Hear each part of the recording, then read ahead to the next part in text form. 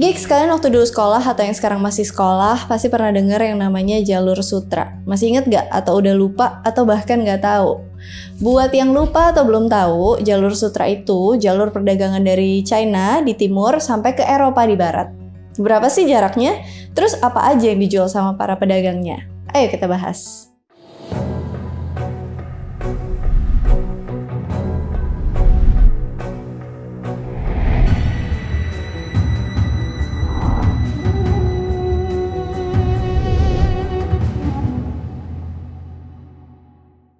Sejarah jalur sutra.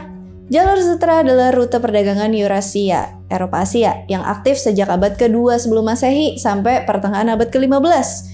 Jaraknya itu membentang sepanjang 6.400 km. Jalur ini punya peran penting dalam perubahan politik, ekonomi, budaya, dan juga agama antara timur dan juga barat. Nah, note nih, jalur sutra ini itu bukan jalan atau rute tunggal.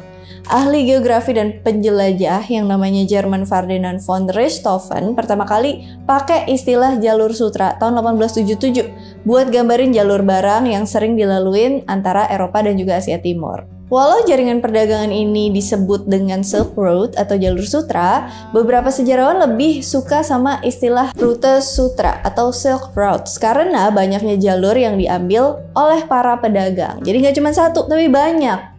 Nah, awal mulanya apa sih kok bisa tercipta jalur sutra ini? Jadi, awal mula jalur sutra itu tercipta pada saat dinasti Han di China itu sering digangguin sama suku nomaden Xiongnu di perbatasan utara dan juga barat mereka. Tahun 1308 sebelum Masehi, Kaisar Wu ngirim utusannya Changqian ke barat buat berunding sama orang-orang Yuezhi buat minta bantuan buat ngalahin si Xiongnu nih. Perjalanan Changqian bikin dia ketemu sama banyak budaya dan juga peradaban berbeda di Asia Tengah. Di antaranya orang-orang yang disebut sebagai Dayuan, yang merupakan orang-orang Yunani Baktria, Greco-Baktrian. Keturunannya pasukan Alexander Agung, Alexander the Great. Suku Dayuan ini punya kuda, banyak kuda yang besar dan kuat. Dan Changqian pun bawa kuda-kuda itu balik ke Wu buat melawan Xiongnu. Jadi pada saat itu mereka punya komunikasi yang lumayan kuat antara Cina dan Barat. Dan juga mereka punya program pengembangbiakan kuda yang modern pada saat itu di seluruh negeri buat melengkapi pasukan berkuda.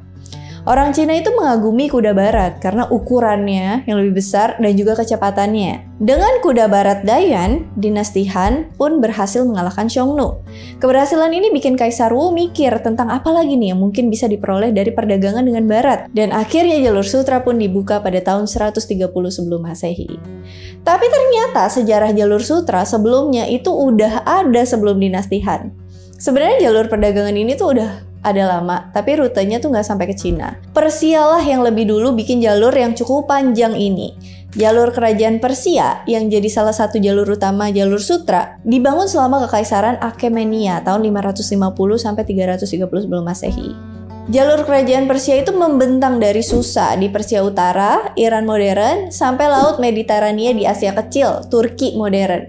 Dan punya stasiun pos di sepanjang rute dengan kuda-kuda baru yang fit buat para utusan buat segera menyampaikan pesan ke seluruh kekaisaran. Bangsa Persia jaga dan ngerawat jalur ini dengan hati-hati dan memperluasnya lewat jalan-jalan samping yang lebih kecil. Jalan-jalan ini akhirnya melintasi anak benua India, Mesopotamia, dan juga ke Mesir. Setelah Alexander Agung menaklukkan Persia, dia mendirikan kota Alexandria pada tahun 339 sebelum Masehi di lembah Fergana di Nep, kalau sekarangnya Tajikistan.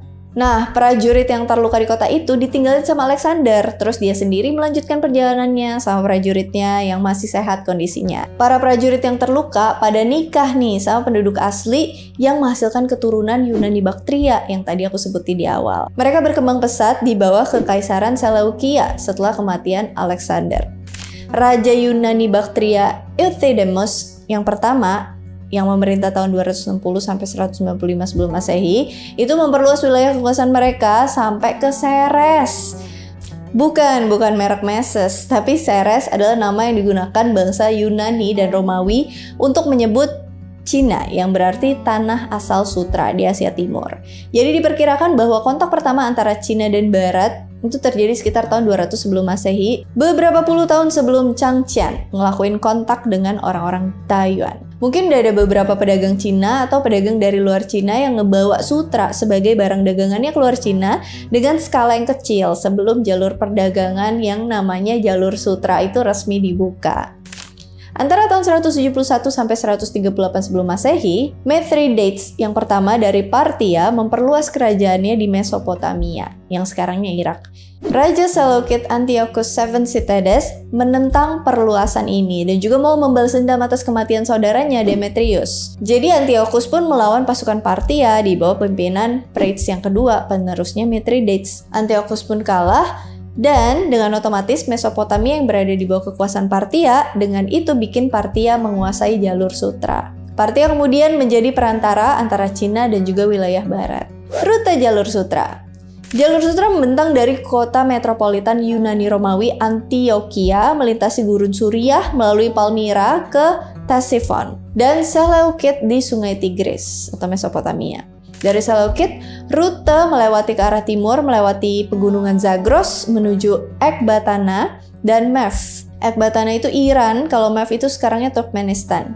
Dari sana, rute tambahan melintasi hingga Afghanistan modern dan ke arah timur menuju Mongolia dan Cina. Rute jalur sutra juga menuju ke pelabuhan di Teluk Persia, tempat barang kemudian diangkut lewatin Sungai Tigris dan juga Efrat.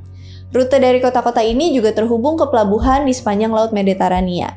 Barang-barang dikirim ke kota-kota di seluruh Kekaisaran Romawi dan ke Eropa.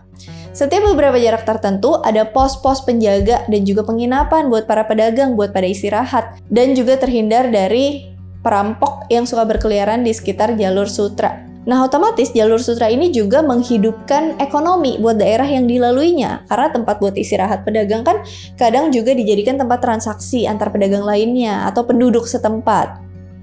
Rute-rute ini juga penting di dalam penyebaran agama di seluruh Eurasia.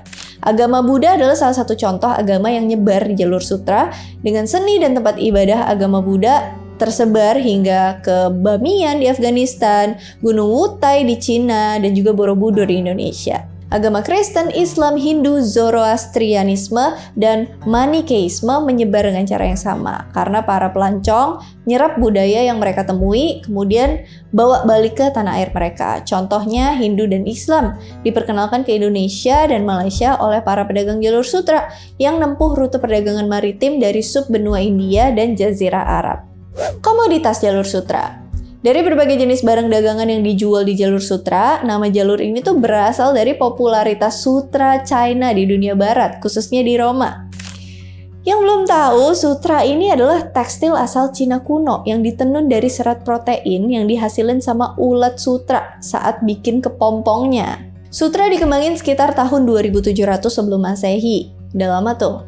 Sutra dianggap sebagai produk yang bernilai sangat tinggi dan disediain buat penggunaan eksklusif Istana Kekaisaran Cina untuk pembuatan kain dan juga barang lainnya. Teknik produksinya merupakan rahasia yang dijaga ketat di Cina selama sekitar 3000 tahun.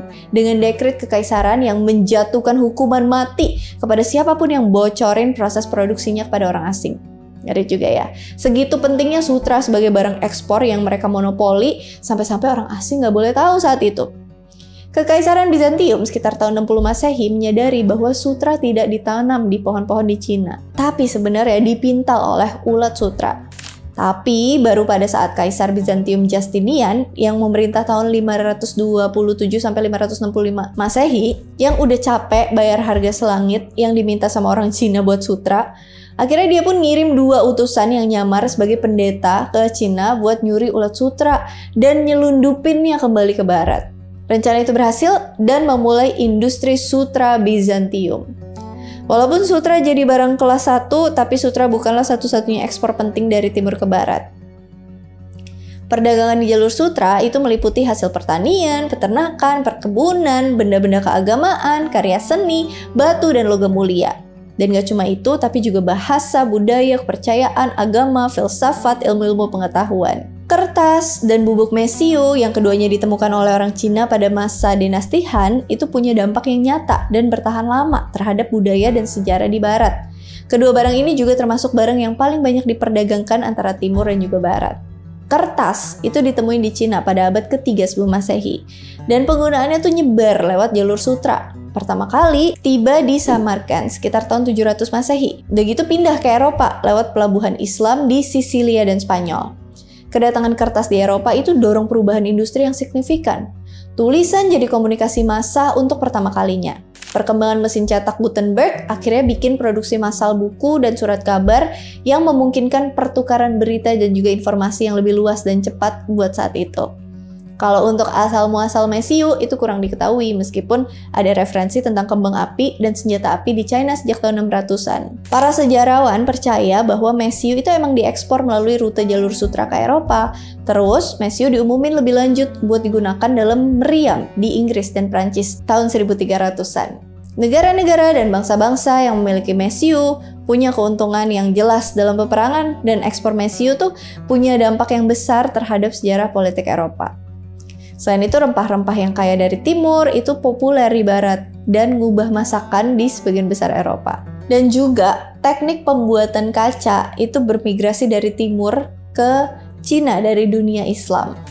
Marco Polo, seorang penjelajah dari Venesia itu bikin jalur sutra buat bepergian dari Italia ke Cina yang saat itu berada di bawah kendali Kekaisaran Mongolia yang dipimpin oleh Kubilai Khan, tempat mereka tiba tahun 1275. Marco Polo pun pergi melalui jalur darat. Mereka tiba di Sanadu, istana Summer Castle gitu ya, istana musim panas yang sangat mewah punya Kubilai Khan. Dia ngabisin 24 tahun di Asia bekerja di istana Kubilai Khan. Marco Polo pun kembali ke Venesia tahun 1295 saat Kekaisaran Mongolia lagi mengalami kemunduran.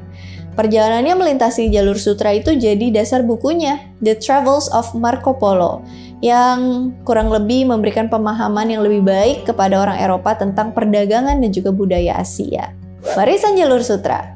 Nilai terbesar dari jalur sutra itu pertukaran budaya, seni, agama, filsafat, teknologi, bahasa, sains, arsitektur, dan setiap elemen peradaban lainnya dipertukarkan di sepanjang rute ini, dibawa bersama dengan barang dagangan yang diperdagangkan para pedagang dari satu negara ke negara lainnya. Tapi gak cuma hal-hal positif aja yang dibawa di jalur ini. Gak cuma barang-barang, penyakit juga menjalar di sepanjang jalur ini. Menyebarnya wabah pes tahun 542 Masehi di Konstantinopel lewat jalur sutra itu hampir menghancurkan Kekaisaran Bizantium, dan juga wabah Black Death tahun 1346 sampai 1353 yang menyerang tuh hampir seluruh Eropa. Ketika Kekaisaran Bizantium itu jatuh ke tangan Turki tahun 1453 Masehi, Kekaisaran Ottoman nutup rute kuno jalur sutra dan mutusin semua hubungan dengan Barat. Perkara Bizantium jatuh udah aku pernah bahas di video Sultan Mehmed, cek dulu kalau belum. Penutupan jalur sutra itu mengawali zaman penjelajahan tahun 1453 sampai 1660 oleh penjelajah Eropa yang berlayar di laut dan memetakan rute perairan baru buat gantiin perdagangan darat. Zaman penjelajahan ini berdampak pada budaya di seluruh dunia karena kapal-kapal Eropa itu mengklaim beberapa wilayah atas nama negara mereka dan mempengaruhi wilayah lain dengan memperkenalkan budaya dan juga agama dari barat. Penutupan jalur sutra pun dorong orang-orang Eropa nyebrangin lautan buat menjelajahi dan akhirnya menaklukkan dunia baru, yaitu Amerika. Oke, sampai di sini dulu pembahasan jalur sutranya. Kalian kalau mau ke sana sekarang masih ada beberapa jalur yang masih sisa loh. Bahkan sama UNESCO, jalur sutra itu dinobatin jadi warisan budaya dunia. Mantap banget kan? Kalau misalnya ada yang mau nambahin atau mau diskusi, boleh komen di bawah. And as always, thank you so much for watching. I hope you guys like it and I'll see you again on my next video. Bye! Tupin dong. Udah di posisi nih. Thank you. Persialah yang lebih dulu bila dibangun dia mendirikan kota Alexandria Ascate. Mereka berkembang pesat di bawah Kekaisaran Seleukid. Mereka berkembang pesat di bawah Kekaisaran Seleukid. Jalur sutra membentang dari kota metropolat